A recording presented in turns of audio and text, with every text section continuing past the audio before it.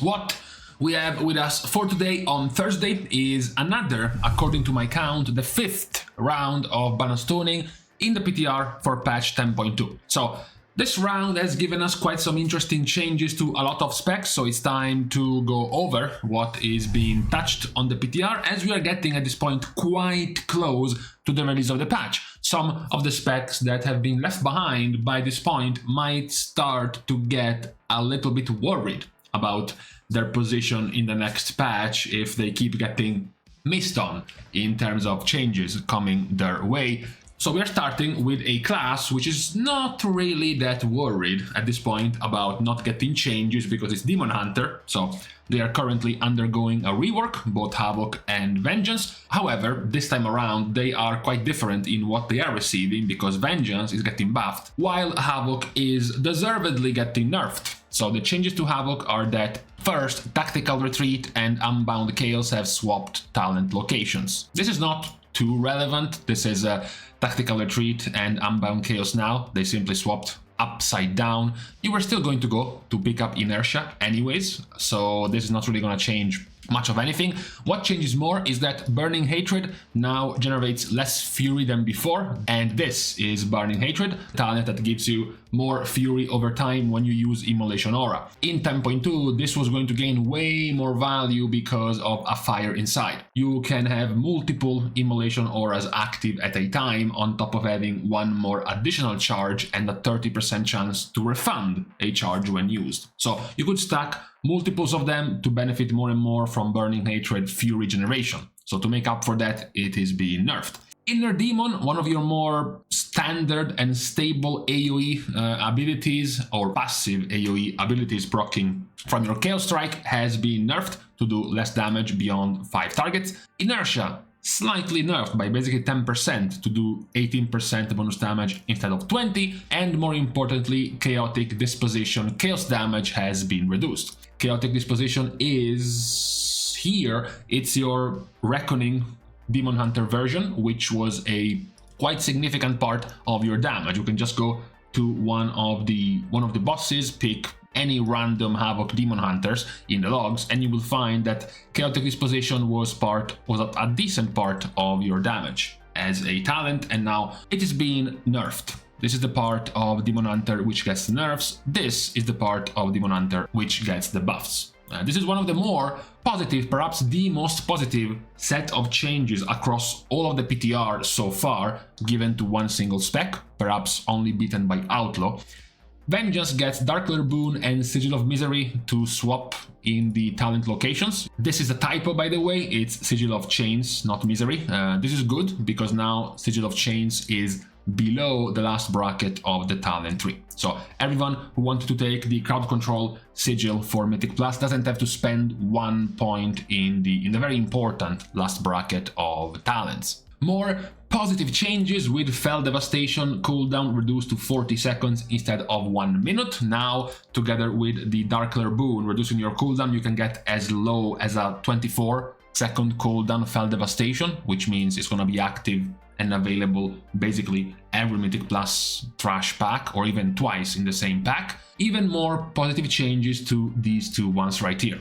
Fiery Brand now deals damage every 1 second instead of 2. The damage remains the same, so the damage of Fiery Brand has been cut in half, but it will tick faster. Also, Burning Alive now causes Fiery Brand to spread every second instead of 2. This is very, very good, because if we look at the synergy in your Fiery Brand, you have quite a lot as a Vengeance Demon Hunter, and one of the more positive ones are things like, for example, Immolation Aura damage increasing the duration of your Fiery Brand. So the more you have out, because it spreads faster, the more you will be able to benefit from this. You also have, of course, Burning Alive being buffed, and then you have Fiery Brand increasing the fire damage you deal to the target. So if you spread more Fiery Brands, this talent will gain more value. As you all know, I'm assuming, Fiery Brand is very important to a Vengeance Demon Hunter because you get 40% less damage done to you by the targets with Fiery Brand. That's the biggest problem of Vengeance in Mythic Plus when they jump in a new pack, when they pull the new pack and they have no Fiery Brands out. All of the mobs are doing full damage to them and they have to wait for Firebrand to spread to 1, 2, 3, 4 targets before they start taking reduced damage. With now Firebrand ticking faster, they will be able to get this 40% damage reduction much faster. They can also benefit from the new talent Illuminated Sigils, which can also give them 20% more chance to parry, which now becomes active more often because you can spread Firebrand more often. So particularly for Mythic Plus, this is a very good set of changes for Vengeance. What is perhaps not nearly as good of a set of changes is Balance. You have a couple of changes. First, the 2-piece gets buffed. Now, when you gain the entering and exiting of Eclipse damage bonus to Wrath and Starfire, now it's 100% more damage instead of 60. The counter to that is that your 4-piece now increases your Eclipse's Arcane or Nature damage bonus by an additional 2%, stacking up to 10%, instead of 3% stacking up to 15%. This is, of course, an overall nerf to the tier of Balanced Druid. The 2-piece set bonus, truth be told, is very weak, and the 4-piece set bonus, truth be told, was very strong. You can see the preliminary logs, the preliminary sims of a Balanced Druid from having no tier set to having a 4-piece set bonus in 10.2, and it's a 15% damage increase. That's because getting 15% increased damage with your 4-piece set bonus while you are inside of Eclipse is very good, because you already spend something like 90% of your time inside of Eclipse. Something like this, for example. So that 4-piece set bonus was active very, very often. Now, though, this is going to be nerfed to roughly 10%, slightly less, 9 or so % damage increase. This will still make the Balanced Druid's tier set roughly around a 14% damage increase, which, if we go back to look at the current Aberus tier set powers, 14% would be towards the top in power of tier sets, so it's still not too bad of a tier set. Still, though, the power of Balance is likely to remain somewhere around mid-tier for 10.2. They still have some problems in single target. They still have most of their power tied to sustained constant AoE, which you can find very often in terms of a damage profile, either in Mythic Plus, where you want more burst, or in the raid, where you want more single target. So these changes are not too positive for Balanced Druid. Where we have just an overall straight standard positive set of changes is to Devastation. Flat out 3% more damage done and 15% more damage done to Disintegrate. This is relevant, it's overall an 8 or so % damage increase, which is, you know, by the numbers, almost like the largest set of buffs we see in the PTR. Even though it's just a couple of lines, even though it's just a very small set of changes, it is relevant. Because if we go and check some, you know, Devastation damage right now on the PTR, which doesn't really change much from the damage you're currently doing as a Devastation, you will find that Disintegrate being buffed by 15% when it's already doing a third of your damage in single target, that's a 5-ish % damage increase at the very minimum. Couple that with a flat 3% damage increase, it's a good amount of damage increase for Devastation, which already wasn't doing too badly in the PTR already. And then now you also have a buff to the weaker part of your damage right now, which is single target damage for Devastation. So overall, all good for them. What is perhaps less good and more confusing are the set of changes to Mistweaver. So we start on a positive note with a buff to their tankiness, their buff to their survivability, and defensiveness with a buff to bounce back. Now, when a hit deals more than 20% of your maximum health, reduce all damage take by 10% for 4 seconds. This one gets almost doubled, basically. Now the damage reduction is 20 to 40%, and you only need to take 15% of your max HP instead of 20% of your max HP. So now it's actually even worth going for as a talent for a Mistweaver monk. This was usually not gone for in your general talent tree. Now it's actually a pretty good amount of damage reduction for a monk in a raid or in Mythic Plus. Where things get more weird are in the next set of changes. Number 1, your 4-piece set bonus now heals for 25% more. It goes from storing 15% more healing to storing 20% more healing. And on top of that, Vivify and Invigorating Mist healing is increased by 12%. This is relevant because right now, as we see, Mistweaver is already doing amongst the better results when it comes to healers. As we go across basically all of the bosses that were being tested, Mistweaver was amongst the better performers. What is also even weirder is that when you look at the healing done of Mistweaver, you will find something like this. Something like Invigorating Mist being one of your top healing sources. Even if we change logs, we change players, you will still find Invigorating Mist as the star of your toolkit. So buffing in this change Invigorating Mist healing by 12% seems counterintuitive, given that it's going to be a significant heal increase to something already powerful. Also, healing buff to the 4-piece. The 4-piece right now is averaging somewhere between 6 to 7% of your healing. So buffing it by 25% more will go up to being an 8 or so % total healing you do with this tier set, which is already a powerful one.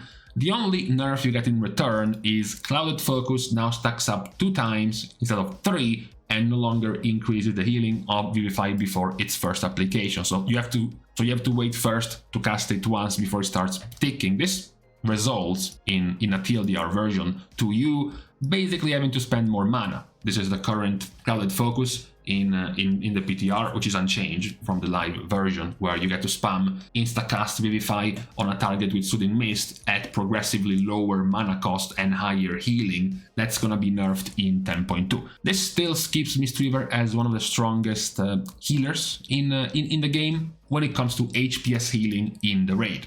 And you can see the results of this with the playstyle of Mistweaver. This is what you want to do as a Mistweaver monk. You put down Soothing Mist on one target and then you spam insta-cast Vivify on that target repeatedly. You can see the results where Vivify has been cast 90 times with a whooping terrible healing and 94% overhealing. That's because you are spamming Vivify on the same target. You don't care if you're overhealing, because your 4-piece set bonus is going to count the overhealing you do as part of your healing done to explode after, and Invigorating Mist, doing a whole lot of your total healing, is going to activate every time you cast Vivify. Whether or not you are overhealing or healing, is still gonna proc Invigorating Mist. That's the whole ramp thing that Mistweaver monks have going right now, and will have going in 10.2 even harder. That's why it was a bit weird to see basically buffs to this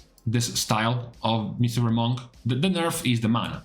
You spend more mana now as a Mistweaver monk whenever you want to try to get this to work. After Mistweaver, for once, we have some positive changes to Windwalker. They get flat damage increases to Rising Sun Kick, Whirling Dragon Punch, and Fist of Fury, as well as, these are changes to the current tier in Aberrus, changes to the 4-piece in your 10.2 tier, which is just a flat-out 4% damage increase to all of these abilities. You don't need to activate this, you don't need to do anything to make this work. It's just a flat out in the background, always active damage increase to those abilities, which nets out to be barely a 2% damage increase from this part. And then buffing these 3 abilities, right now Whirling Dragon Punch is not being used by monks, so basically benefiting from these 2 buffs, it's also another 2.5 to 3% damage increase. So all of these things combined, it's roughly a 5% damage increase to Windwalker Monk, which kind of needs it, looking at the results right now in the raid and the few results available in Mythic Plus testing from Windwalker Monks, which are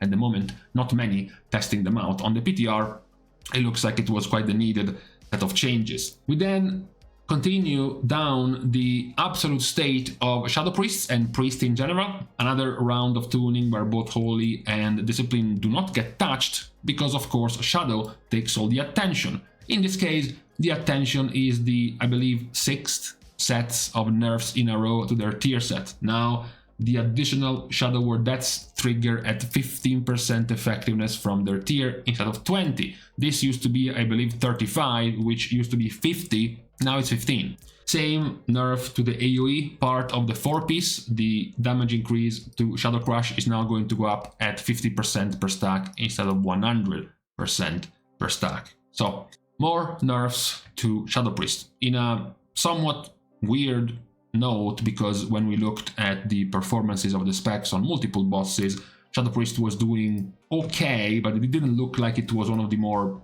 outstanding overpowered specs, yet apparently Blizzard knows something we don't. Then we have rogue changes. We start with Assassination with a positive one, a buff to Sanguine Blades. That's a pretty decent buff to how it works and how you get to manage your energy with this new talent coming in 10.2, as well as a positive quality of life change to the 4-piece. The 4-piece of Assassination is quite AoE focused, because using Envenom when you have the Envenom buff active splashes damage in AoE around the target. This means it does 0 in single target. This basically does nothing in single target. It's just a very small damage increase. Now though, if you are using this on a single target only, it does 150% more damage instead. I still think it would have been better if it said if it deals damage to less than 3 targets, for example, rather than limiting this to only 1 target, but still. What we do also have, very, very confusingly, are buffs to Outlaw. Sinister Strike is buffed by 10% and Killing Spree is buffed by 25%.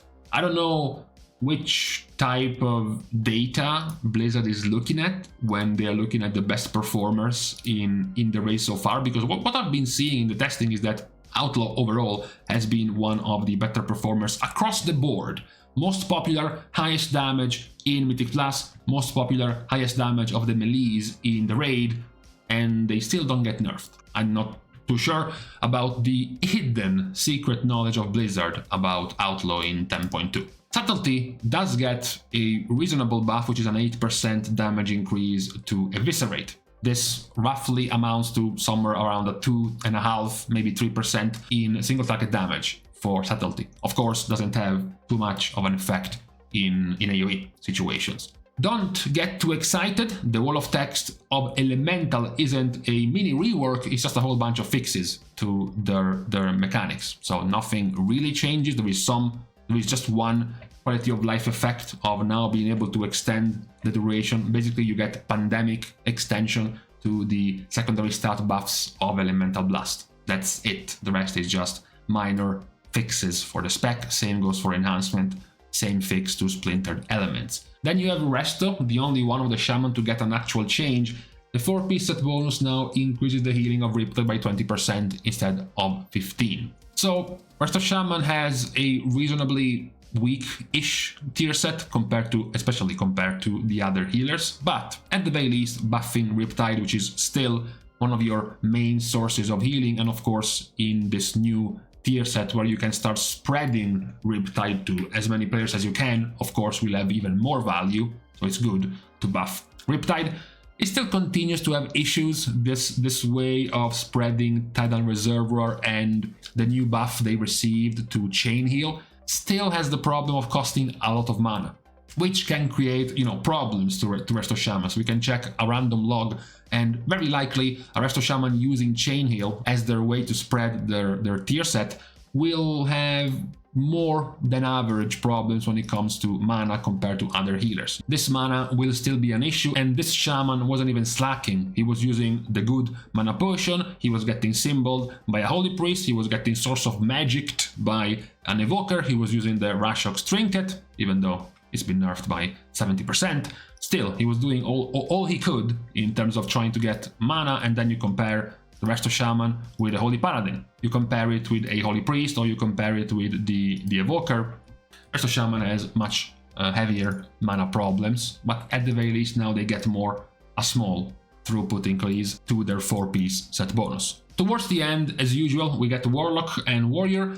Affliction gets a change to Soul Eater's Gluttony. Previously, it was giving you cooldown reduction to your Soul Rot based on the ticks of damage of Unstable Affliction, 1 second per tick. Now, it's a flat 30-second cooldown reduction to Soul Rot. This goes, of course, to not do too much in single target, really. It punishes you more when you have more ways to spread your unstable afflictions and make them tick more often in order to be able to get the cooldown reduction of Soul Rot down much faster. That's the main change to this cooldown reduction of Soul Eater's Gluttony. Demo gets a well-received change, which I campaigned for myself as well. Doombrand is now more consistent with summoning a Doomfiend. We pointed out how it was completely random. Sometimes you were getting double Doomfiend back-to-back, and then you were getting 4 or 5 casts of Doombrand in a row without getting your Doomfiend. Now it should be more consistent in how often it spawns and how frequently it spawns over time from your tier set. Quality of life, if you can call it that. I already seen some players split about this change. For Fury, Blizzard didn't like how Reckless Abandon was pushing players too much around either Bloodthirst or Raging Blow, so instead now you still do the same damage, because now Reckless Abandon's damage increase is doubled, but the empowering of Reckless Abandon is only now for 1 of Bloodthirst or Raging Blow instead of 2. So you are doing double damage, but with 1 cast only with Reckless Abandon for Fury, which is ultimately a net neutral change. Is not modifying too much in terms of damage output for Fury. Now, as we have seen, across all of these changes, there are quite a few significant even sets of tuning for specs, but also at this point we are starting to get a little bit worried about certain specs being missing from the changes even more, week by week. You know, Broth Paladin has been missing for a long time by now. Marksmanship Hunter has incredibly been missing for the entirety of the PTR, even though their 4-piece set bonus is a 120 damage increase. You have some other specs perhaps, like Discipline, like Holy Priest. Preservation Evoker has been missing, but it's doing fine compared to some of these other specs. Mages, surprisingly, given the affection Blizzard notoriously has for mages, have been somewhat missing as well from the set of changes we have been receiving. So, you know, now we are entering the point where there's only perhaps 3-ish rounds of tunings, 3 weeks before the release of the patch. So perhaps now is the time for some of these specs players to get a little bit worried if they were still expecting some changes to these specs. But for today, we limit ourselves into pointing out what were the actual changes we can see right now on the PTR. So, with your own conclusions about these sets of changes to whichever specs you are playing, I'm going to leave you to the rest of your Thursday. We're starting as usual the goodbyes by thanking all of the Patreon supporters for the contribution and the help to the growth of the channel, which can still be given completely for free. You can like and comment down below, as well as subscribing to the channel itself. That would be greatly appreciated, as I leave you today once more. Thank you guys again for watching. See you guys tomorrow, and in the meantime, that's it. Only a couple more days, and now this 28, 29 degree question mark mid-October weather is going to go away, hopefully.